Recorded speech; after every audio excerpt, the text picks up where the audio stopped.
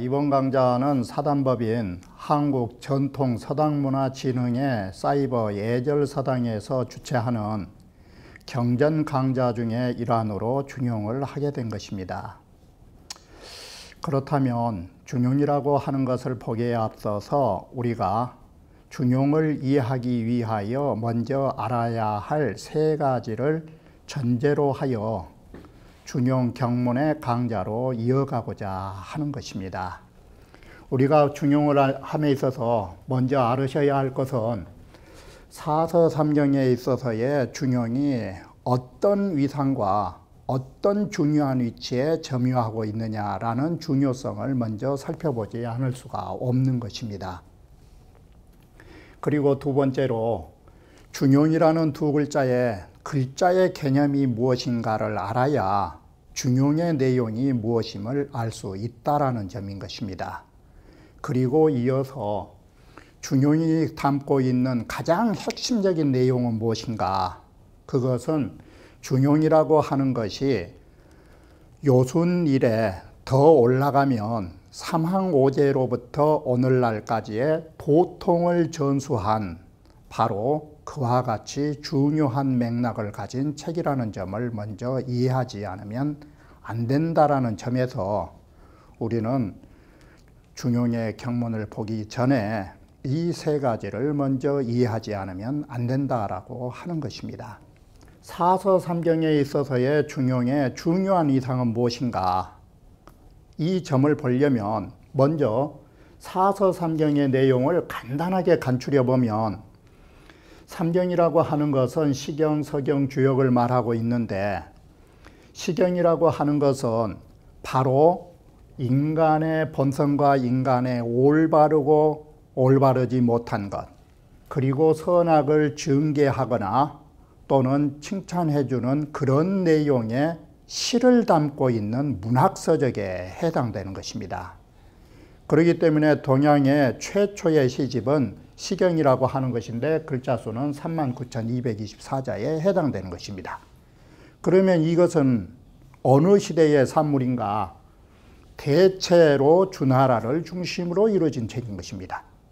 그리고 서경이라고 하는 것은 요순으로부터 하원주 3대의 천하를 통치하는 책으로 25,000여자가 수록되어 있는 것입니다. 이것은 요임금으로부터 바로 주나라까지의 역사, 즉 정치를 담은 서적이라고 말한 것입니다. 그런데 주역이라는 것은 복희씨가 괴를 그린 이후로 인간의 기륭전망과 진퇴소장이라고 하는 천지 조화의 순환 원리를 가지고 인간의 기륭을 말씀해 준 것으로 24,000여자를 가지고 있는 것입니다.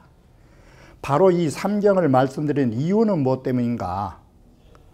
바로 준용을 이해하려면 준용과 같은 한 묶음에 들은 사서라는 것은 바로 삼경의 사상이 집약되어 있기 때문에 삼경을 말씀드린 것입니다.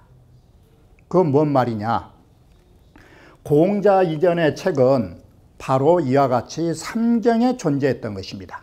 공자께서 공부했던 이 삼경의 사상들이 모두 정제되고 집약되어서 나온 것이 사서라 할 수 있는 것입니다.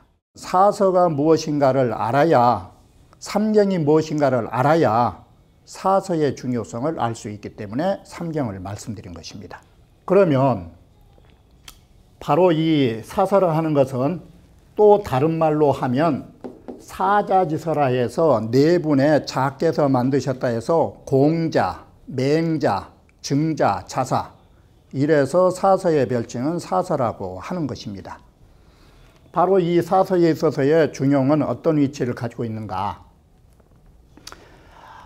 대학과 논어와 맹자와 준용의 순으로 여기에 열거해 놓은 것은 율곡 선생의 경몽여결의 독서장에 의한 순서로 정립된 것이며, 책의 생성 숫자로 그 순서로 말한다면 논어, 그 다음에가 대학, 중용, 맹자가 되는 것입니다. 그러나 공부하는 순서는 어떻게 하느냐? 대학에서 국리와 정심, 즉 경물치지와 성의정심, 그리고 몸을 닦고 사람을 다스리는 도로, 여기에는 1700여 자가 수록되어 있는 간단한 책이라고 할 수 있는 것입니다. 바로 이 대학이라고 하는 것은 소학을 배우고 나면 대학을 처음 배워야 한다라는 이 첫째에 해당되면, 두 번째는 논어라 하는 것이 공자님의 말씀을 서술한 것으로 인을 추구하고 자기 자신의 해야 할 덕목을 위한 것으로 우리의 본원, 바로 인간의 본성을 어떻게 함양해야 할 것인가에 대한 공부를 적어놓은 것으로 13,000여 자가 수록되어 있는 것입니다. 논어를 끝나고 나면 그 다음에 맹자로 넘어가는 것인데, 맹자는 첫 장부터가 의리를 명백하게 구분하는 것이고, 왜 우리는 의와 리욕을 구분하느냐? 바로 의리를 구분한 목적은 욕심을 막고 천리를 보존하기 위해서 우리는 의리를 공부하는 것입니다. 바로 이것이 맹자가 사서에 있어서 세 번째 공부에 해당되는 것입니다. 이것은 34,600여 자가 나오고 있는 것입니다. 그러면 중용은 뭔가? 중용이라고 하는 것은 제일 처음에 나온 것이 천명지 위성이라고 해서 사람의 본성자리로부터 출발하는 것입니다. 이런 성정지 덕과 인간의 본성이 공부의 극치에 이르게 되면 어디까지 갈 수 있는가? 그것은 천지의 공을 대신해 줄 수 있는 추치의 공으로서 천지가 제자를 잡고 나에 의해 만물이 양육되는 오묘한 경지까지 갈 수 있는 것으로, 중용은 바로 3,000여자를 가지고 있음과 동시에 보시는 바와 같이, 바로 중용이라는 것은 사서에서 보시는 바와 같이 사서의 총결이라고 말할 수 있는 것입니다. 이렇게 해서 모든 사서는 무엇으로 집약되는가? 중용으로 집약된다라는 것입니다. 여기서 더 하나 아셔야 하는 것은, 중용이라는 것이 사서의 집약체가 될 수 있는 이유가 무엇인가? 대학이라고 하는 것은 어떤 글인가? 대학이라고 하는 것은 이 처음 공부한 사람들이 도로 들어갈 수 있는 책에 해당되는 것입니다. 그래서 처음 공부할 적에 무엇을 해야 할 것인가를 말해주는 것이 대학이라고 하는 것입니다. 그러면 중용은 무엇인가? 이 중용이라고 하는 거, 이것은 초학자가 아닌 것입니다. 정반대로 중용이라고 하는 것은 성인이 입도가 아니고 전도지서에 해당된 것입니다. 바로 이와 같이 대학으로부터 공부가 시작하셨으면 중용으로서 끝이 나는 것입니다. 그것은 무엇을 말하고 있는가? 도에 들어간 공부를 하셨으면 그걸 가지고 다시 도학을 전수한다라고 하는 것입니다. 이런 측면에서 중용이라고 하는 것은 사서의 마지막의 총결 부분이라고 말하게 된 것입니다. 자, 여기에서 하나 더 보셔야 할 것이, 간단하게 말씀드리면 이 칠서의 이름을 가만히 한번 살펴보시면 시와 서경이라고 하는 것, 이건 문학이라고 하는 것이 시경이고 서경이라고 하는 것이 정치에 바로 성현들의 말씀을 담아놓은 거라면, 이 책명이라는 것은 문체의 특징을 갖고 있는 것입니다. 그런데 주역은 어떤 특징을 갖고 있느냐? 주나라 시대의 역이라고 하는 것이 역경을 말하고 있지만, 이 역은 뭘 뜻하고 있느냐? 변역을 뜻하는 것입니다. 다시 말하면 주역이라고 하는 역자에만 유일하게 바로 철학적 의미로 책명이 쓰여져 있는 것입니다. 그런데 이러한 사상이 사서에서는 어디서 나타나고 있는가? 대학, 논어, 맹자, 이건 철학의 진리로서 책명을 삼는 것은 아닌 것입니다. 중용이라고 하는 자체가 철학적 의미를 갖게 되는 것입니다. 바로 이와 같이 중용이라고 하는 것은 무엇이 중도이고 무엇이 영원한 진리인가, 이 덕목을 가지고 이름을 붙여놓은 것은 사서에 유일하게 중용인 것입니다.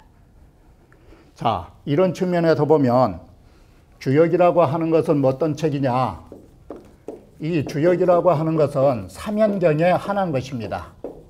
즉 주역, 노자, 장자에서 현명한 경전 중에 하나인데, 중용은 우리가 뭐라고 말하느냐, 여기에다가 적을 소자를 붙여서 중용은 소주역이라고 말한 것입니다. 무엇 때문에 소주역이라 하는가? 그건 간단한 것입니다. 바로 중용이나 주역에는 어떤 공통점을 갖고 있는가? 형이상학적인 의미가 많고 형이하학적인 인사가 반대로 적다라는 것입니다. 그래서 중용이라고 하는 것은 작은 주역이라고 한 이름을 붙였다라는 것은 곧 그만큼 중용이라는 것이 성인의 도를 전하면서 형이상학적 진리가 종합되어 있는 책이라는 점을 볼 수 있는 것입니다. 바로 이런 점에서 중용이라고 하는 것이 칠서에 있어서 어떠한 위상을 가지고 있는가를 살펴볼 수 있었던 것입니다. 그렇다면 이번에는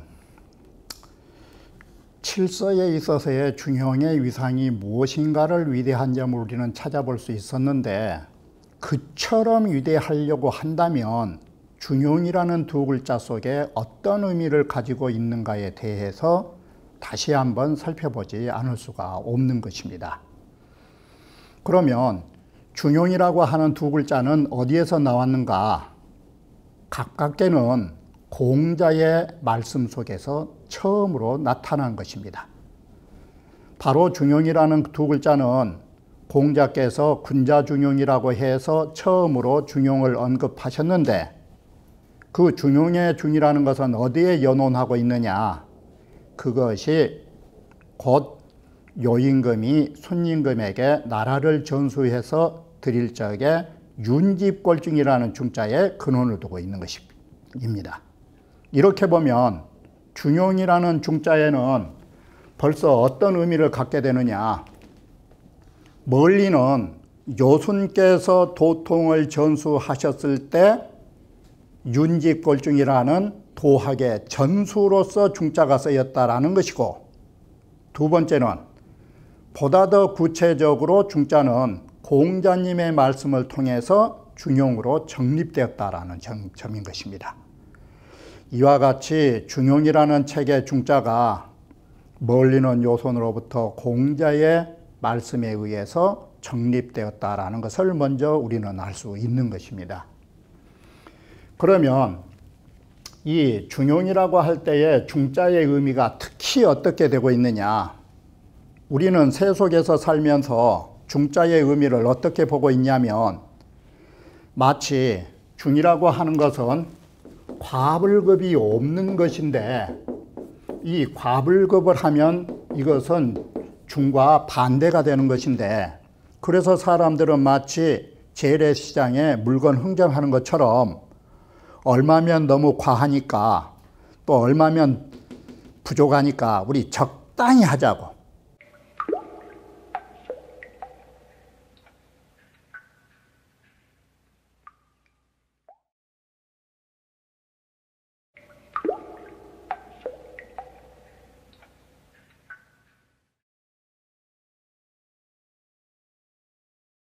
이런 것이 중자는 아닌 것입니다.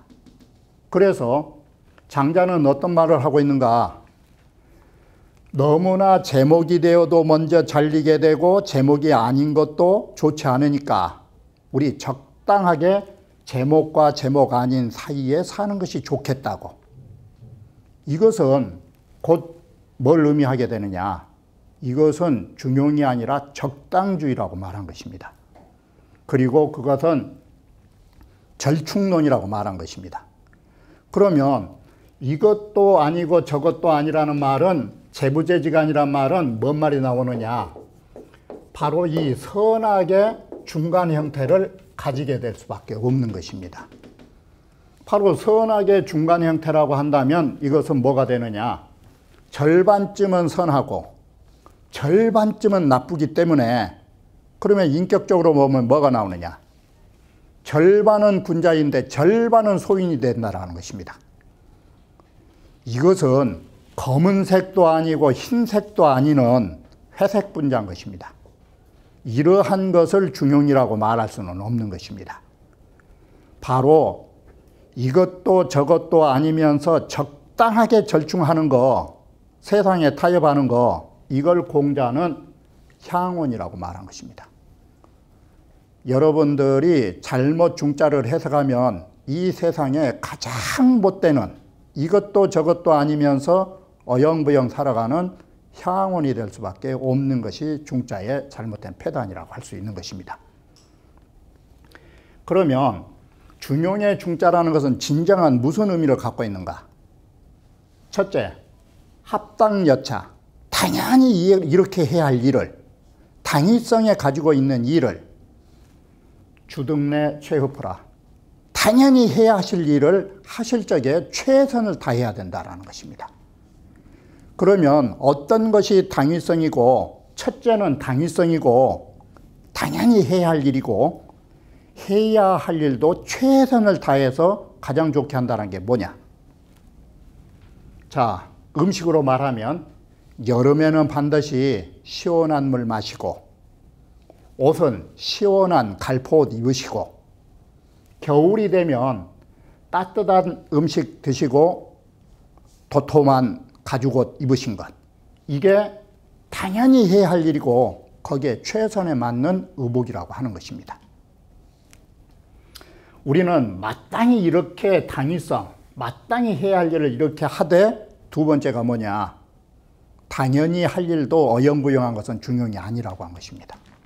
이게 변시, 흡포가 가장, 흡포라는 말은 가장 최선을 가장 좋게 잘하는 것이, 그것이 시중이라고 말한 것입니다.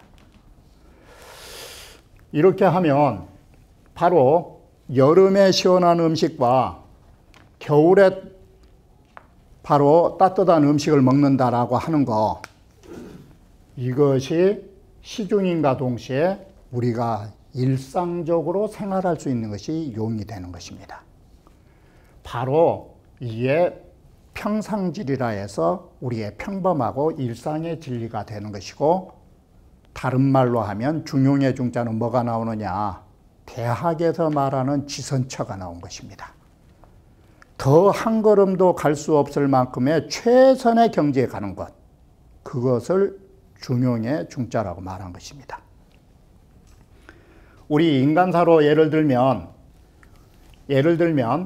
우임금은 9년 홍수를 다스릴 적에 3차례나 자신의 집 앞을 지나가면서도 들어가지 않으셨던 것은 무엇 때문인가? 그처럼 광재창생, 모든 창생을 널리 구제하는 대로 그처럼 매진했던 것은 무엇 때문인가? 바로 천하를 위해서 노력할 수밖에 없었던 시대이기 때문에 그런 것입니다. 그런데 반대로 공자의 제자의 안현은 안빈낙도로서 집 밖을 나오지 않은 것입니다. 바로 이것은 뭐냐?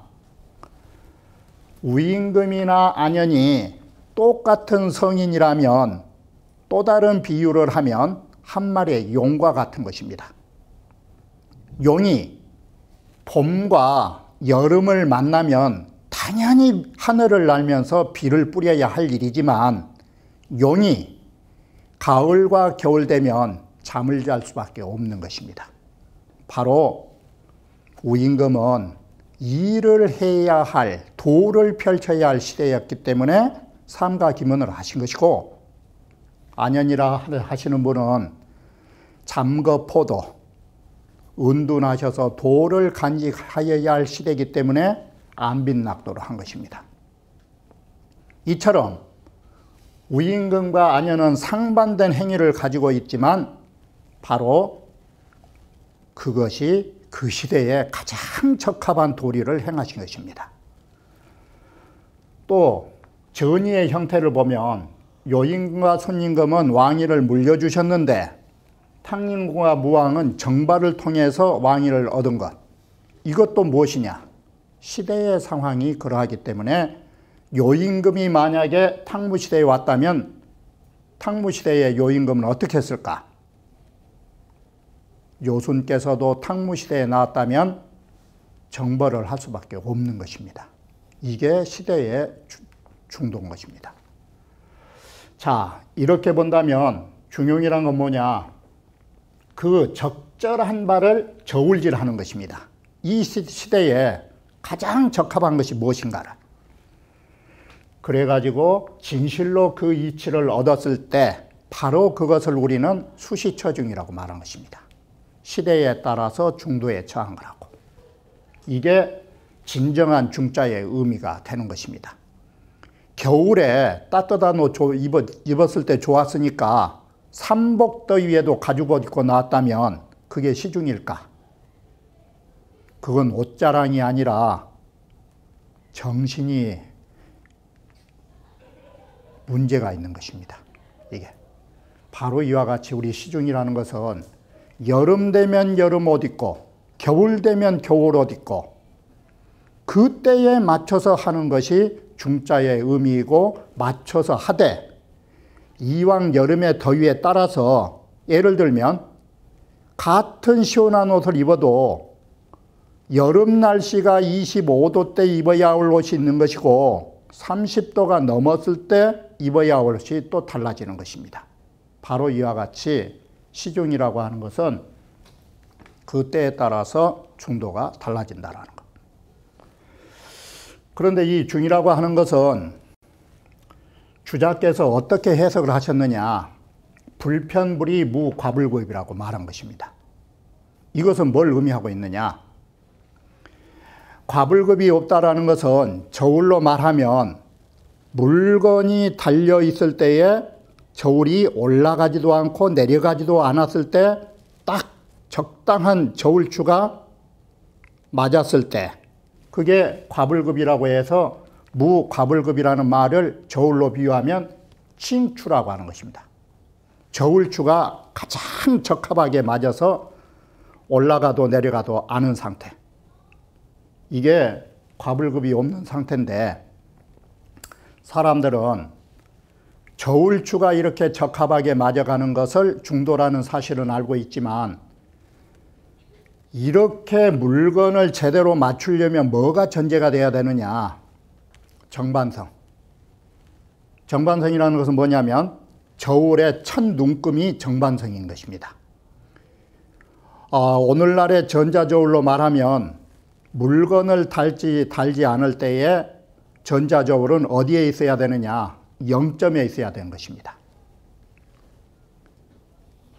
그렇다면 재래식 저울은 어디가 있어야 되느냐? 첫 눈금에다가 추를 딱 갖다 놓으면 그 저울이 수평을 이루는 저울이 돼야 되는 것입니다. 바로 우리가 세상사를 살면서 모든 일을 과하거나 불급함이 없으려면 뭐가 전제가 돼야 되느냐? 내면의 저울이 좋아야 되는 것입니다. 이게. 그래서 중이라고 하는 것은 체와 용으로 나뉘게 되는 것입니다.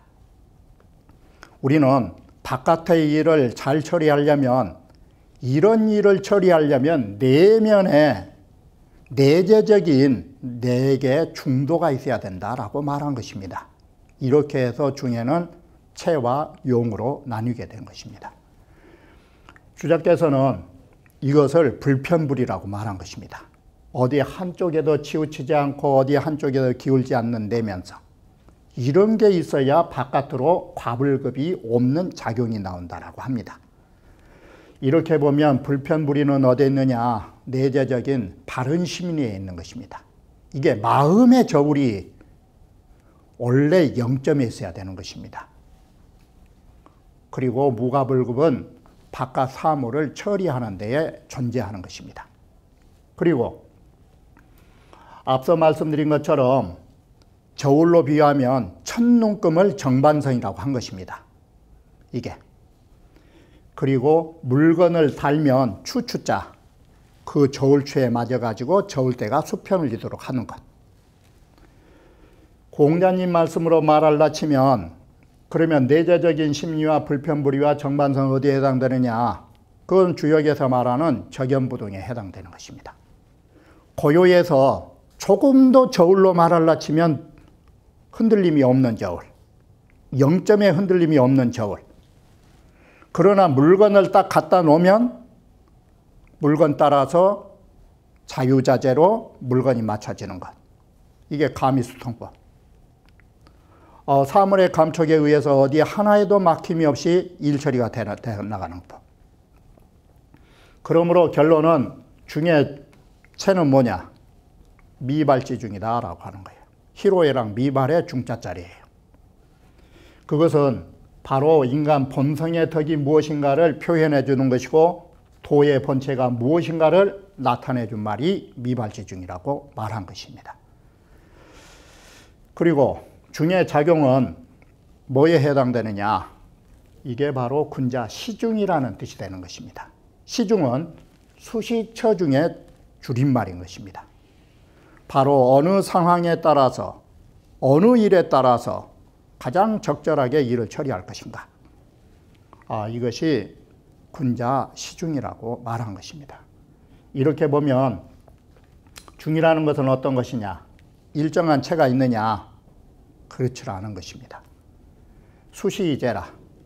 자, 이 말은 무슨 말인가 하면 우리가 시중이라고 하는 것이 바로 이 때에 맞춰 중도를 한다는 것은 예를 들면 지금 내가 서 있는 이 자리에 책상의 중도가 무엇냐라고 말한다면 이 책상의 중앙이 되는 것이지만 이 강의실의 중앙이 어디냐고 말한다면 이 책상의 중앙이 강의실의 중앙은 될 수 없는 것입니다.